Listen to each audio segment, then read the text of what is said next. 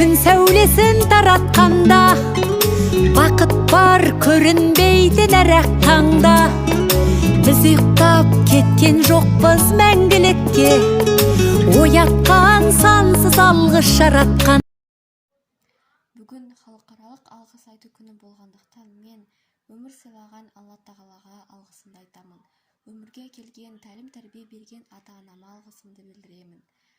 Білім берген, бірінші әріп жазуға үйреткен ұстазыма, мектебіме рахмет айтамын.